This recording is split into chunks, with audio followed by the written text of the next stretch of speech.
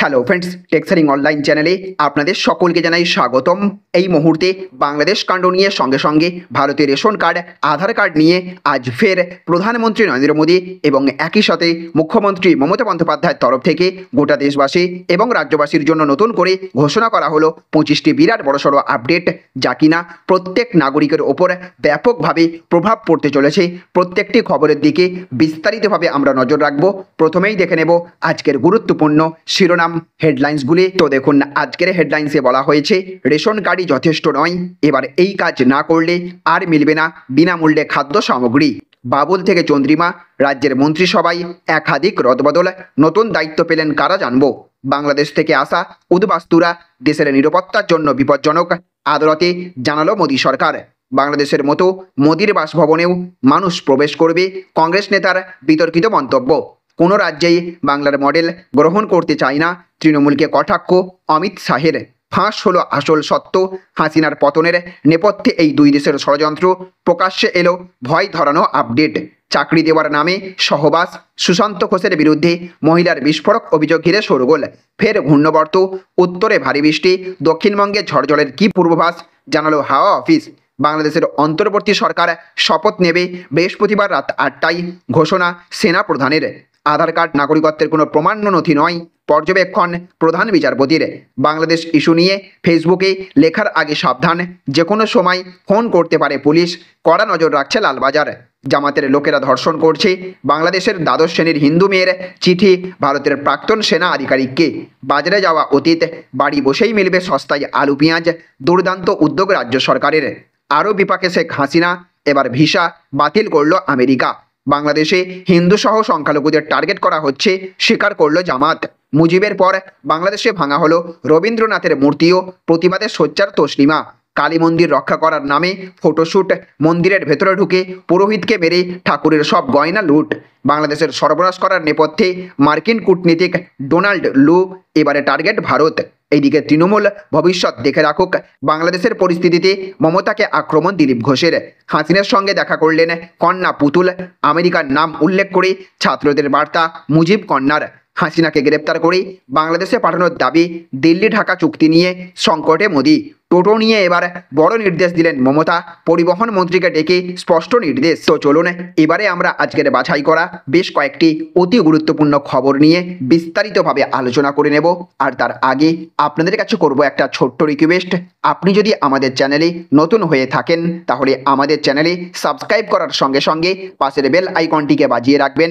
আর আপনি যদি এই ভিডিওটি ফেসবুক থেকে দেখে থাকেন তাহলে অবশ্যই এই পেজটিকে ফলো করবেন এবং এই ভিডিওটিতে এক্ষুনি একটা লাইক করে দেবেন। জনস্বার্থে ভিডিওটিকে প্রচুর পরিমাণে শেয়ার করবেন। তো দেখুন, আজকের প্রথম খবর, বাংলাদেশের সর্বনাশ করার নেপথ্যে মার্কিন কূটনীতিক ডোনাল্ড লু, এবারে টার্গেট ভারত। তো তালিবানি কায়দায় শেখ হাসিনাকে ক্ষমতা থেকে উৎখাত করেছে বাংলাদেশ জামাতে ইসলামী। তিনি বর্তমানে ভারতের আশ্রয়ে আছেন। হাসিনার পতনের পর বাংলাদেশের হিন্দুদের উপর ব্যাপক হামলা হচ্ছে, মন্দিরে হামলা হয়েছে, হিন্দু নেতা এবং সাংবাদিকদের হত্যা করা হয়েছে। প্রধানমন্ত্রীর বাসভবন, গণভবনে প্রাক্তন মহিলা প্রধানমন্ত্রীর ব্রা এবং ব্লাউজ নিয়ে উল্লাস করতে দেখা গেছে জামাত জঙ্গিদের।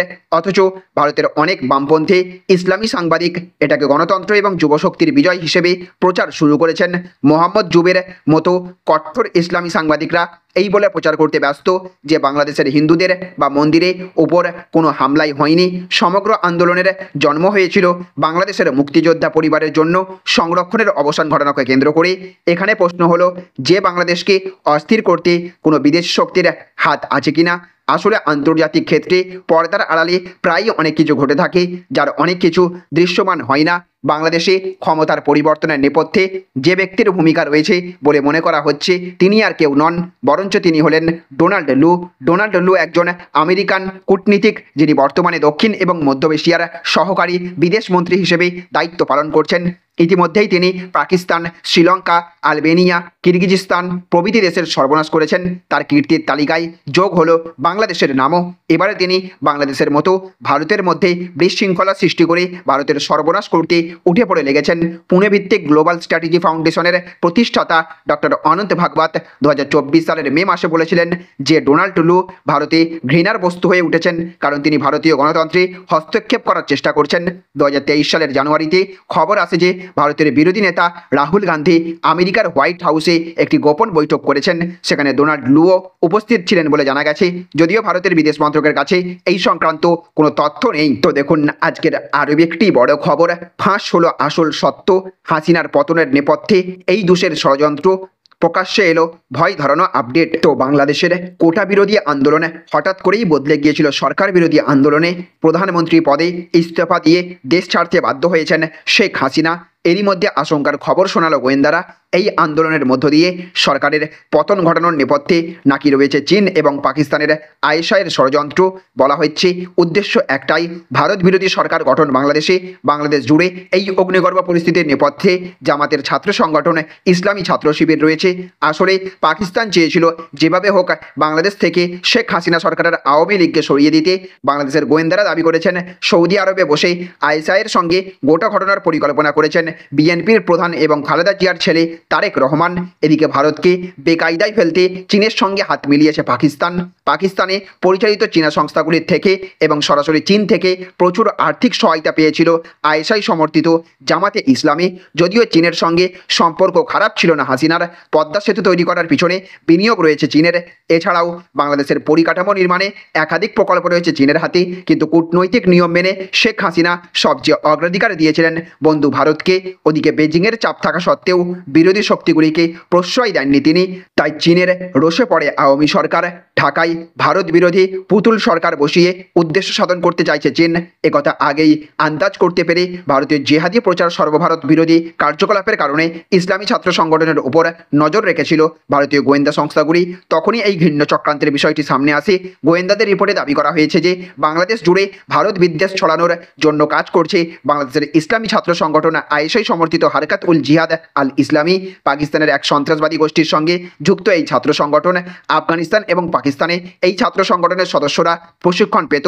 নেপথ্যে হাত রয়েছে চীনের, সবকিছু প্রমাণ রয়েছে গোয়েন্দাদের হাতে। বাংলাদেশের তালিবানের মতো সরকার গঠন করতে চেয়েছিল জামাত এবং ইসলামী ছাত্র সংগঠন। গণতন্ত্র এবং মানবাধিকার রক্ষার নামে স্বেচ্ছাসেবী সংস্থাগুলির সহানুভূতি কুড়িয়ে নেয় ইসলামী ছাত্র সংগঠন। এরপর শেখ হাসিনা সরকারের পতনের পর বাংলাদেশকে যেভাবে স্বাধীন হিসেবে ঘোষণা করা হয়েছে এবং সেখানে যেভাবে সংখ্যালঘু হিন্দুদের উপর অত্যাচার করা হচ্ছে, তাতে সবটাই স্পষ্ট হয়ে গিয়েছে সকলের কাছে। তো দেখুন আজকের আরও একটি বড় খবর, হাসিনাকে গ্রেপ্তার করে বাংলাদেশে পাঠানোর দাবি, দিল্লি ঢাকা চুক্তি নিয়ে সংকটে মোদি। তো শেখ হাসিনা বাংলাদেশ ছেড়ে চলে এসেছেন ভারতে, প্রধানমন্ত্রী পদে ইস্তফা দিয়েছেন হাসিনা, প্রাণ বাঁচিয়ে পালিয়ে এসেছেন ভারতে। যদিও তিনি বিলক্ষণ জানেন ভারতে বেশি দিন থাকতে পারবেন না, যতটা দ্রুত সম্ভব আশ্রয় নিতে হবে অন্য দেশে। কারণ বাংলাদেশের নতুন সরকার যদি দিল্লি চুক্তি সামনে রেখে হাসিনাকে ফেরত চায়, তাহলে তাকে গ্রেপ্তার করে ফেরাতে হতে পারে ভারতকে। এদিকে একের পর এক দেশ হাসিনাকে আশ্রয় দিতে অপারগ বলে জানাচ্ছে। গতকালই লন্ডন যেতে চেয়েছিলেন শেখ হাসিনা, কিন্তু ব্রিটেন সরকারের ছাড়পত্র মেলেনি।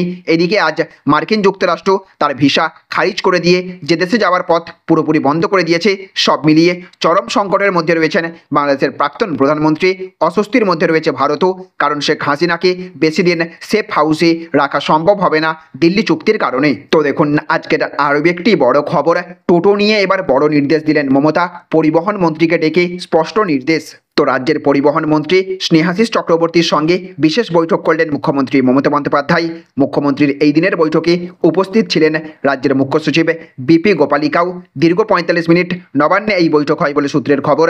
বৈঠকে রাজ্যের পরিবহন পরিষেবা সংক্রান্ত বেশ কিছু গুরুত্বপূর্ণ বিষয়ে কথা হয়েছে বলে জানা গেছে। পরিবহন মন্ত্রীকে বেশ কিছু নির্দেশ দিয়েছেন মুখ্যমন্ত্রী মমতা বন্দ্যোপাধ্যায়। এদিন টোটো নিয়ে পরিবহন মন্ত্রীকে বিশেষ নির্দেশ দিয়েছেন মমতা। সূত্রের খবর, তিনি স্পষ্ট জানিয়েছেন আইনি বৈধতার অধীনে আনতে হবে টোটোকে, তার জন্য নির্দিষ্ট গাইডলাইন বা নীতি তৈরি করতে হবে। মুখ্যমন্ত্রী মমতা বন্দ্যোপাধ্যায়ের নির্দেশ পরিবহন মন্ত্রীকে। অন্যদিকে আলাদা করে আর কোনো নিগম নয়, পশ্চিমবঙ্গ পরিবহন নিগমের সঙ্গেই এসবিএসটিসি এনবিএসটিসিতে মিশিয়ে দিতে হবে। মুখ্য সচিব বিপি গোপালিকার উপস্থিতিতে পরিবহন মন্ত্রীর সঙ্গে বৈঠকে এমনই নির্দেশ দিয়েছেন মুখ্যমন্ত্রী মমতা বন্দ্যোপাধ্যায়। এদিকে বৈঠকে মুখ্যমন্ত্রী প্রশ্ন তুলেছেন, রাস্তায় বাস কমছে কিন্তু তেলের খরচ কেন বাড়ছে? আজ মুখ্যমন্ত্রী মমতা বন্দ্যোপাধ্যায় প্রায় 45 মিনিট পরিবহন মন্ত্রী এবং মুখ্য সচিবের সঙ্গে বৈঠক করেছেন। সেই বৈঠকে এই নির্দেশ দিয়েছেন বলে নবান্ন সূত্রের খবর। তো দেখুন আজকের আরও একটি বড় খবর, বাংলাদেশ থেকে আসা উদ্বাস্তুরা দেশের নিরাপত্তার জন্য বিপজ্জনক, আদালতে জানালো মোদী সরকার। তো আধার কার্ড ভারতীয় নাগরিকত্বের প্রমাণ নয়, এই নথি দেখিয়ে কেউ নিজেকে ভারতীয় নাগরিক বলে দাবি করতে পারেন না। আধার কার্ড শুধুমাত্র সরকারি পরিষেবা প্রদান ব্যবস্থাকে সরলীকরণ করার জন্য ব্যবহার করা যেতে পারে। এক পর্যবেক্ষণে এই কথাই জানালো কলকাতা হাইকোর্টের প্রধান বিচারপতি টি.এস. সিবেগানামের division bench. সঙ্গে আদালত জানিয়েছে, যেভাবে আধার কর্তৃপক্ষকে কোনো ব্যক্তির নাগরিকত্ব যাচাইয়ের অধিকার দেওয়া হয়েছে তার সাংবিধানিক গ্রহণযোগ্যতা নিয়ে প্রশ্ন রয়েছে। লোকসভা নির্বাচনের আগে হঠাৎ রাজ্যের বেশ কিছু বাসিন্দার আধার কার্ড বাতিল হয়ে যায়। আধার কর্তৃপক্ষের সেই সিদ্ধান্তকে চ্যালেঞ্জ করে আদালতের দ্বারস্থ হয় এনআরসি বিরোধী জয়েন্ট ফোরাম। সেই জনস্বার্থ মামলা শুনানিতে কলকাতা হাইকোর্টের প্রধান বিচারপতির বেঞ্চ পর্যবেক্ষণে জানিয়েছে, আধার কার্ড ভারতীয় নাগরিকত্বের প্রমাণ নয়। ফলে এই কার্ড না থাকলে বা বাতিল হয়ে গেলে কারো নাগরিকত্ব চলে যাওয়ার কোনো সম্ভাবনা নেই। শুধুমাত্র সরকারি পরিষেবা প্রদানের প্রক্রিয়া সরল করতে এই কার্ড ব্যবহার করা যেতে পারে। এই মামলায় কেন্দ্রের তরফে হলফনামা দিয়ে জানানো হয়েছিল, দেশের নিরাপত্তার কথা ভেবে যে সমস্ত ব্যক্তির কাছে দেশের নাগরিকত্ব প্রমাণের জন্য পর্যাপ্ত নথি নেই তাদের আধার বাতিল করা হয়েছিল। এরা ভারতীয় নাগরিকত্ব না থাকলেও দীর্ঘদিন ধরে এদেশে বসবাস করছিলেন। বলে রাখা ভালো যে লোকসভা ভোটের আগে মতুয়া সহ বাংলাদেশ থেকে আসা হিন্দু উদ্বাস্তুদের আধার বাতিল করে কেন্দ্র এবং জানিয়ে ব্যাপক শোরগোল শুরু হয়। কয়েকদিন পরে তাদের আধার কার্ড সক্রিয় করে দেওয়া হয়েছে বলে জানিয়েছেন বিজেপির নেতা মন্ত্রীরা। তো দেখুন আজকের অন্তিম আপডেট, জামাতের লোকেরা ধর্ষণ করছে বাংলাদেশের দ্বাদশ শ্রেণীর হিন্দু মেয়ের চিঠি ভারতের প্রাক্তন সেনা আধিকারিককে। তো বাংলাদেশে এবার হিন্দুদের ওপর শুরু হয়েছে চরম নির্মম অত্যাচার। এই আবহে এক বাংলাদেশি হিন্দু ছাত্রী চিঠি পাঠালেন এক প্রাক্তন সেনা আধিকারিককে, যাতে মোদির কাছে বার্তা যায়।